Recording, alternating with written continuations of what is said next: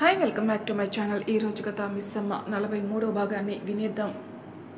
నాకు అర్థమవుతుంది అత్తయ్య, మీరు మా గురించి ఆలోచించి తన కాళ్ళకి సంఖ్యలు వేస్తున్నారు. కానీ ఒక్కసారి వదిన కోసం ఆలోచించి తన రెక్కల్ని తనకి ఇచ్చేయండి. ఇందాక మీరు పాడుతున్నప్పుడు అంకుల్ ఎంత గర్వంగా నిల్చుని క్లాప్స్ కొట్టారు, అంతకంటే ఎక్కువ గర్వంగా హ్యాపీగా తన వెనకే ఉంటాడు మా అర్జున్. నిజానికి అర్జున్ మాత్రమే కాదు, మేమందరం కూడా. మీరు అనుకున్న ఈగో క్లాసెస్ వాళ్ళ మధ్య రమ్మన్నా రావు. ఎందుకంటే వాళ్ళు భార్యాభర్తల కంటే ముందు స్నేహితులు. ఒకరి ఎదుగుదల కోసం ఇంకొకరు ఎప్పుడు వెంపర్లాడేంత మంచి స్నేహితులు. మా అందరికీ వదినంటే ఎంత ఇష్టమో తన ఇష్టాలన్నా అంతే ఇష్టం. మా కోసం ఆలోచిస్తూ తనని ఇబ్బంది పెట్టకండి అత్తయ్య. మా అర్జున్ గారిని నమ్మండి. క్యూట్గా ఫేస్ పెట్టి అడిగింది అక్షిత. ఇప్పుడు ఇదంతా మీ వదిన కోసం చేశావా? కళ్ళు తుడుచుకుంటూ అడిగారు వైదేహి. టెక్నికల్గా అదే, కానీ ఇదంతా మీకు తెలియనిది కాదు. కానీ ఇంకా భార్య గెలిస్తే ఫస్ట్ రోలో నించుని చప్పట్లు కొట్టే భర్తలు ఉన్నారని, వాళ్ళు మన చుట్టూనే ఉన్నారని మీకు తెలియాలనే చేశాను. మీకు కోపం వస్తే సారీ అంది చెవులు పట్టుకొని. నాకేం కోపం లేదమ్మా అని నవ్వి. మా చిన్నప్పుడు అంటూ ఉండేవారు, ఆడపిల్లని ఎక్కువ గారాబం చేయకండి, అత్తవారింట్లో ఎలా ఉంటుందో అని. ఇప్పుడు చూడు, రివర్స్లో మెట్టినింట్లో వాళ్ళే గారాబం చేస్తున్నారు అని నవ్వారు వైదేహి కంటి నిండా నీళ్లతో. ఆ నీళ్లు బాధతో వచ్చినవి కాదని, మొయ్యలేనంత సంతోషంతో వచ్చినవని అక్కడ అందరికీ తెలుసు కాబట్టే మౌనంగా చూస్తున్నారు అవన్నీ. అయితే వదినికి పర్మిషన్ గ్రాంటెడ్ కదా అంది అక్షిత. Double granted. తన తల నిమిరి నుదుటిన ముద్దు పెట్టుకుని చెప్పారు వైదేహి. హమ్మయ్య, ఇప్పుడు ఫుల్ రిలీఫ్. ఈ శుభ సందర్భంలో మీకు ఒక సంతోషకరమైన వార్త అంది కళ్ళెగరేస్తూ. ఏంటి అన్నారు వైదేహి. మీ రిటర్న్ టికెట్స్ ఇంకా బుక్ చేయలేదన్నమాట. ఒక్క వారం రోజులు మీ అందరూ హైదరాబాద్లో ఉంటారు. ఆ తర్వాత మనమందరం కలిసి భీమవరం వెళ్తామన్నమాట అంది సాగదీస్తూ. సూర్యకి ఏమైనా ఇంపార్టెంట్ వర్క్స్ ఉంటాయేమో అని కంగారుగా సూర్య వైపు చూశారు వైదేహి. పర్లేదు అన్నట్టు కళ్ళు ఆర్పాడు సూర్య. సరే నీ ఇష్టం.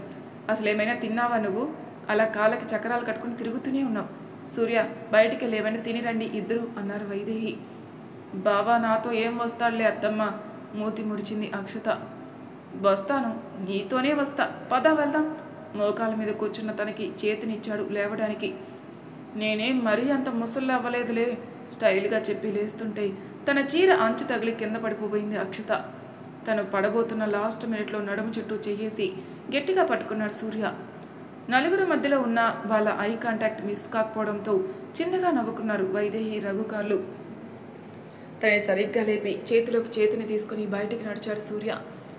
పెద్ద ఇంప్రూవ్మెంట్ వచ్చేసిందే వీడిలో అని నవ్వారు వైదేహి. ఓయ్ ఓయ్, ఏంటోయ్ ఇలా లాక్కొని వెళ్తున్నావు? ఇప్పుడు నేను చేసిన పనికి కోపం వచ్చి ట్యాంక్ బండ్ మీద నుండి నన్నేం తోసేయవు కదా నవ్వుతూ అడిగింది. అక్షు అంటూ చాలా మృదువుగా పిలిచాడు సూర్య. శారీ కొంచెం మీదికి పట్టుకొని నడుస్తూ చెప్పింది. ఒక్కసారి చూడు నా వైపు అన్నాడు. హా బావా చెప్పు అని కళ్ళు పైకెత్తి చూసింది సూర్య వైపు. ముందుకు వంగి అక్షత మొహాన్ని చేతిలోకి తీసుకొని చూశాడు తన వైపు. అంత దగ్గరగా సూర్య ఉండేసరికి సన్నగా వణుకుతున్నాయి తన పెదవులు. బొటన వేలతో ఆమె పెదవుల మీద చిన్నగా రాసి నుదుటిన ముద్దిచ్చి, చాలా నచ్చేసావు అక్షు. ఒక సెన్సిటివ్ ఇష్యూని ఇంత మెచ్యూర్గా డీల్ చేయడం అంటే మామూలు విషయం కాదు. నువ్వు అన్నావు చూడు, భార్య గెలిస్తే ఫస్ట్ రోలో నించొని చప్పట్లు కొట్టే భర్తలు ఇంకా ఉన్నారని. Believe me, I am there for you అన్నాడు సూర్య. ఏమైంది సూర్య, ఎందుకు సడన్గా అంత ఎమోషనల్ అవుతున్నారు? Are you okay? భుజం మీద చెయ్యేసి అడిగింది. యా, ఇప్పుడిప్పుడు లైఫ్ని వేరే కోణంలో చూస్తున్నాను. You are my biggest blessing. I don't care if it's love or whatever, but I need you and your presence in my life Akshita చాలా డీప్గా చెప్పాడు సూర్య. తనేం మాట్లాడలేదు. అతని చెంప మీద చెయ్యేసి చిన్నగా నవ్వి నుదుటిన ముద్దిచ్చింది. అంతే, ఆ మౌనంలోనే వేల ఊసులు. ఓయ్ బావా, తన చేతిని చుట్టేసి నడుస్తున్నది కాస్త ఆగి పిలిచింది. ఏంటి అన్నాడు సూర్య. ఎలా ఉన్నానో కనీసం చెప్పావా నాకు? లైఫ్లో ఫస్ట్ టైం నువ్వు వస్తున్నావని చీర కట్టుకున్నాను తెలుసా? ఇదిగో ఈ చీర వెయిట్ అంతా కూడా నా వెయిట్ ఉండదు. అయినా నీకోసం మోస్తుంటే కనీసం ఎలా ఉన్నానో చెప్పాలని కూడా తెలియదు మొద్దుకి అని బుర్ర మీద వేళ్లతో పొడిచింది. ఆ ఆకాశానికి కూడా అవకాశం ఉంటే నేలకి వంగేదేమో నీ మీద ఆశపడి అన్నాడు సూర్య. ఇదిగో ఈ సోది మామిడికాయ పులిహోర డైలాగులు నేను అడక్క ముందు చెప్పాలి, ఇప్పుడు కాదు. అయినా కడుపులో లేనిది కౌగిలించుకుంటూ వచ్చిందా అని మేమంటే ప్రేమ ఉంటేనే కదా. మూతి 30 వంకలు తిప్పింది. అవును, హైదరాబాద్లో మాదాపూర్లో నైట్ ఫుడ్ కోర్ట్ బాగుంటుందంట కదా, అక్కడికి వెళ్దామా? కార్ స్టార్ట్ చేస్తూ అడిగాడు. బావా, నా కోపం తెప్పించుకో అని అరిచింది గట్టిగా. చెప్పమ్ముడు ముద్దుగా పిలిచాడు బుగ్గల్లాగి. ఏంటి చెప్పేది? నేను ఆల్రెడీ అడిగాను అని ఒక్క నిమిషం ఆగి ఏమని పిలిచావు అని అడిగింది. అమ్మడు అని బుగ్గలు మళ్ళీ లాగాడు. ఏంటో నువ్వు ఇంత సడన్గా మారిపోతే ఏం నమ్మాలో కూడా అర్థం కావడం లేదు అని నవ్వింది చిన్నగా. నీ కంఫర్ట్ బంగారం, నీకేది నచ్చితే అది నమ్ము కానీ సీట్ బెల్ట్ పెట్టుకో అన్నాడు సూర్య. అక్షిత కూడా అర్జున్లానే అంత త్వరగా బయటపడలేదు, కానీ ఆమె మనసు ఆల్మోస్ట్ బ్రేక్ డ్యాన్స్ వేస్తుంది. Cloud9 కంటే మీదకి ఇంకేదైనా ఉంటే అందులో ఉందేమో తను. సూర్య వైపు చూసి చిన్నగా నవ్వుతూ వెనక్కి వాళ్ళ కళ్ళు మూసుకుంది. సూర్య వాళ్ళు వెళ్ళగానే అభికి ఫోన్ చేశారు వైదేహి. అప్పుడే నిద్ర లేచి న్యూస్ పేపర్ చూస్తున్న అభి. హా అమ్మా చెప్పు అంది. ఏం చేస్తున్నావు అన్నారు వైదేహి. ఇదిగో ఇప్పుడే లేచాను, కాసేపు ఆగి బ్రేక్ఫాస్ట్ చేసి ఆఫీస్కి వెళ్ళడమే. మీరు హైదరాబాద్ వెళ్ళారా? ఈవెంట్ ఎలా అయింది అంది. హైదరాబాద్లోనే ఉన్నాం. ఈవెంట్ కన్నుల పండగగా జరిగింది, కానీ ఆ అబ్బాయి ఉన్నారా అన్నారు వైదేహి. అమ్మా జిమ్కి వెళ్ళారు, వచ్చేస్తారు అంది అభి. నీకు మీ ఆయనకి ఇష్టమైతే నువ్వు నీకు నచ్చిన ఫీల్డ్లోకి వెళ్ళు అభి. నేను నాన్న అన్నయ్య ఎప్పుడు ఉన్నాం నీకోసం, నీ వెనకే. కానీ ప్రొఫెషనల్ లైఫ్ ఎంత ఇంపార్టెంటో పర్సనల్ లైఫ్ కూడా అంతే ఇంపార్టెంటే, అది మాత్రం మర్చిపోకు అన్నారు వైదేహి. ఏమైందమ్మా, సడన్గా ఎందుకు అలా చెప్తున్నావు కంగారుగా అడిగింది అభి. సడన్గా ఏం లేదు, మామూలుగానే చెప్తున్నాను. నువ్వు జాగ్రత్త, నేను మళ్ళీ మాట్లాడతాను అని ఫోన్ కట్ చేశారు వైదేహి. ఏంటి ఈ వింత వైపరీత్యం? మా అమ్మ నిర్ణయం తీసుకున్నాక మనసు మార్చుకుందా? ఈరోజు బిర్యానీ చేసి పార్టీ చేసుకోవాలి హుషారుగా అనుకుంది అభి. అప్పుడే అర్జున్ని డ్రాప్ చేయడానికి రాహుల్ రావడంతో గబగబా బయటకెళ్ళి, బ్రో నైట్ బిర్యానీ పార్టీ చేసుకుందామా హుషారుగా అడిగింది అభి. ఆ మాట వినగానే కొరకొర చూశాడు అర్జున్. ఈయనేంటి ఇలా చూస్తున్నారు అనుకుంటూ మళ్ళీ వాళ్ళ వైపే చూస్తుంది అభి. దీని బిర్యానీ పిచ్చి అని తల కొట్టుకుంటున్నాడు అర్జున్. ప్రియా నేను వస్తాం, నువ్వు వండేక వి విల్ హెల్ప్ యూ అన్నాడు రాహుల్. ఓకే బ్రో అంది అభి. అసలు ఇప్పుడు మీరిద్దరూ ఎందుకు ఏదో 100 కిలోమీటర్ల దూరంగా ఉన్న వాళ్ళగా అరుచుకుంటున్నారో చెప్తారా నాకు కాస్త? విసుగ్గా అడిగాడు అర్జున్. బావా ప్రియా పిలుస్తుంది, నేను వెళ్తాను అని నెమ్మదిగా సైడ్ అయిపోయాడు రాహుల్. అతని హెల్త్ కాన్షియస్కి డైరెక్ట్గా బలైపోగా ముద్దు మొహం వేసుకుని చూసింది అతని వైపు. సరే ఇంకా ఏడుపు మొహం వేయక నీకెలా నచ్చితే అలా చేసుకోపో అని వెళ్ళిపోయాడు మీదకి. అయ్యో ఈ గోరలో పడి అసలు విషయం మర్చిపోయాని అనుకుంటూ వెళ్ళింది అతని వెనకే. డోర్ వేయబోతున్న క్షణంలో అక్కడ ప్రత్యక్షమైన అభిని విచిత్రంగా చూస్తూ ఏమైనా చెప్పాలా అన్నాడు అర్జున్. అంటూ తలూపింది. ఏంటి అన్నాడు. అమ్మ ఇప్పుడే కాల్ చేసింది, ఆ పోడ్కాస్ట్ చేయడానికి ఒప్పుకుంది హుషారుగా చెప్పింది. వాళ్ళకి కాల్ చేయి మరి. చేస్తాను అని హుషారుగా చెప్పి మళ్ళీ తూనీగిలా ఎగురుకుంటూ వెళ్ళిపోయింది కిందికి.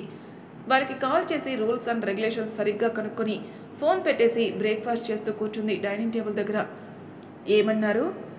గ్లాస్లో జ్యూస్ ఫిల్ చేస్తూ అడిగాడు. ఇవన్నీ మనతో నడవు, వదిలేండి అర్జున్ గారు.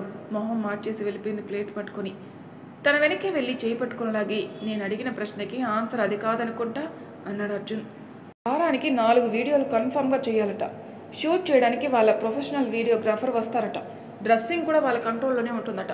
ఏమైనా పొట్టి బట్టలు వేసుకోమంటే వన్స్ టర్మ్స్కి అగ్రీ చేసి సైన్ చేశాక ఇక మన చేతుల్లో ఏముంటుంది చెప్పండి.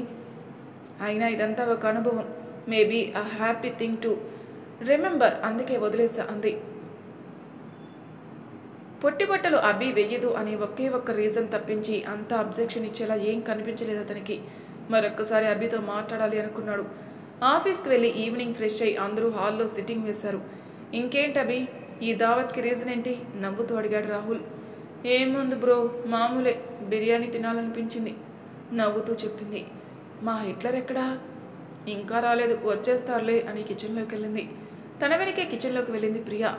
ప్లేట్ నిండా ఉల్లిపాయలతో ప్రత్యక్షమై రాహుల్ చేతిలో పెట్టి కట్ చేయమని కళ్ళతోనే చెప్పింది ప్రియా. సతీ ఆగ్రహానికి బలి కాకుండా హాల్లోనే ఉన్న అర్జున్ హెల్మెట్ తీసుకుని కట్ చేసుకున్నాడు రాహుల్. గుడ్ ఈవినింగ్ బావా, హెల్మెట్ నుండే చెప్పాడు అర్జున్కి. నువ్వేంట్రా గ్రహాంతరవాసి కప్పలా అని అడిగాడు అర్జున్ నవ్వుతూ. పోన్లే అని పలకరిస్తే జోకులేయకు, మండుద్ది నాకు ఉక్రోషంగా చెప్పాడు. మీరు ఫ్రెష్ అయ్యి రండి అర్జున్ గారు, మీకోసం ఏవో పోస్టులు వచ్చాయి, మీ రూమ్లో పెట్టాను అంది అభి. అని వెళ్ళిపోయాడు పైకి. డియర్ సిస్టర్ అన్నాడు రాహుల్. హా బ్రదర్ చెప్పండి అంది అభి. మన బావిగారిలో ఏమైనా మార్పు వచ్చిందా అన్నాడు రాహుల్. మార్పా? ఏం మార్పు? అదే మీ మధ్య ఏమైనా సంథింగ్ అన్నాడు రాహుల్. దేవుడా ఏమడుగుతున్నారు మీరు? ఆయన గాని వింటే బాగోదు, ఆపేయండి అంది అభి. ఇది మరీ బాగుంది, నువ్వు అడగవు వాడు అర్థం చేసుకోడు, ఇలా అయితే ఎలా అన్నాడు రాహుల్. తను చెప్తుంది నిజమే అభి, ఇలా ఉండిపోతే జీవితాంతం ఇలానే ఉండిపోతారు. ఎప్పుడు ఒక ఫ్రెండ్ లానే కాకుండా జస్ట్ వైఫ్గా ఉండడానికి ట్రై చేయి అంది ప్రియా.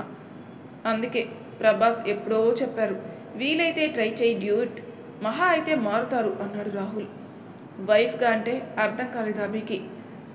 అంతలోని అర్జున్ రావడంతో వాళ్ళ కన్వర్జేషన్ అక్కడికి కట్ అయిపోతే బిర్యానీ మీద మూత పెట్టి చిప్స్ తీసుకొచ్చి రాహుల్ చేతిలో పెట్టింది అభి. రేయ్ నాకు అర్థం కాదు, పగలు జిమ్లో గంటలు కష్టపడి రాత్రులు ఇట్లా కాప్స్ తినడం ఏంటో అన్నాడు Arjun. Arjun that is what life is, take it ఈజీరా అన్నాడు రాహుల్ క్యాజువల్గా. సోఫాలో ఉండాల్సిన కుషన్ మీదకి రావడంతో మన అర్జునేగా పర్లేదులే అని పక్కన పడేసి అభితో మాట్లాడుతున్నాడు రాహుల్. అవును ఆ పోడ్కాస్ట్ సంగతి ఏమైంది అంది ప్రియా. జరిగినంత వరకు చెప్పింది అభి. అవునా, మంచి ఛాన్స్ మిస్ అయిందిగా అంది. అవును అన్నట్టు తలూపింది అభి. మిస్ ఏం అవ్వలేదు అన్నాడు అర్జున్. ఏంటి అన్నట్టు ముగ్గురు చూశారు తన వైపు.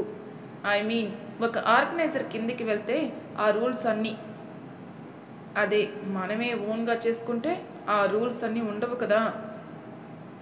నాకు అర్థం కాలేదు అర్జున్ గారు అంది అభి. ఏం లేదు అభి, మన ఇంట్లో మన కెమెరాతో మన కంటెంట్తో వీడియో షూట్ చేసి పోస్ట్ చేస్తే మనల్ని రెస్ట్రిక్ట్ చేసేవారు ఎవరు ఉండరు కదా. నీకు నచ్చినట్టు చేస్తావు, అటు ఫ్యాషన్ ఫాలో అయినట్టు ఉంటుంది, ఇటు నీకు ఇబ్బంది లేకుండా ఉంటుంది అన్నాడు. కానీ అదంతా ఒక పెద్ద ప్రాసెస్ కదా. కంటెంట్ వరకు ఓకే, డ్రెస్సులు, makeup, video shooting, music, lights ఇలా చాలా ఉంటాయి కదా అంది అభి. అవును, కొన్ని రోజులు మనం ట్రై చేసి బాగా క్లిక్ అయ్యాక మంచి ప్రొఫెషనల్స్ను హైర్ చేసుకోవచ్చు అన్నాడు అర్జున్.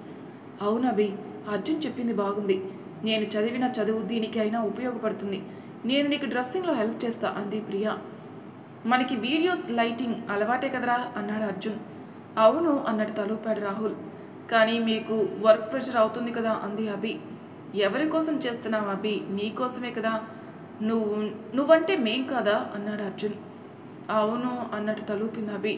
ఓకే, మనం ఒక టీమ్గా ఫామ్ అయ్యి వీడియో తీసి ఎడిట్ చేసి దాన్ని పోస్ట్ చేస్తాం వీక్లీ వన్స్ అన్నాడు అర్జున్. వన్స్ అయితే బెస్ట్, మళ్ళీ మనకి టైం ఉండాలి కదా, ఎటు మనందరికీ జాబ్ ఉంది కదా అంది అభి. డన్ అన్నారు అందరూ. కానీ మన కంటెంట్ ఏంటి?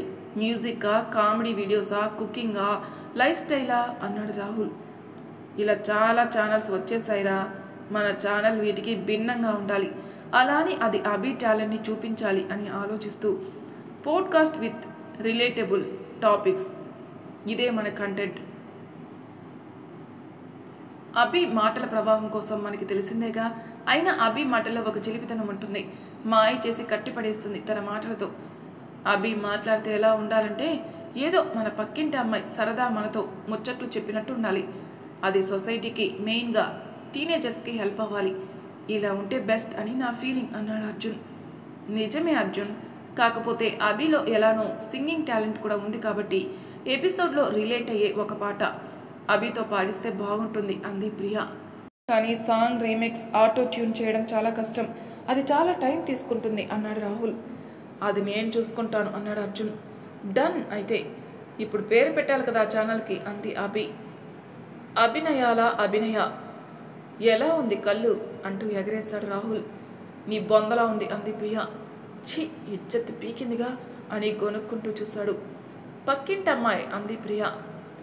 ఎదురింటి ప్రియా పచ్చడి అదొద్దా వెటకారంగా అడిగాడు రాహుల్. మీరు మరీ రాహుల్, కనెక్టివిటీ ఉంటుందని చెప్పాను అంది ప్రియా. అలా కాదు ప్రియా, ఆ పేరు ఎలా ఉండాలంటే జస్ట్ ఆ పేరులోని అస్థెటిక్ ఫీలింగ్ రావాలి, వింటేజ్ వైబ్స్ కలిసి ఒక ప్రశాంతతనివ్వాలి.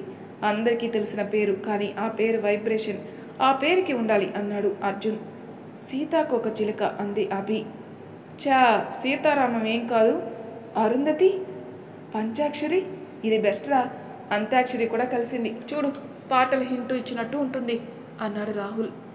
నీకు నిజంగా ఆ పేరు కోసం అడగాలి అనిపించిందా రాహుల్ అంది ప్రియ.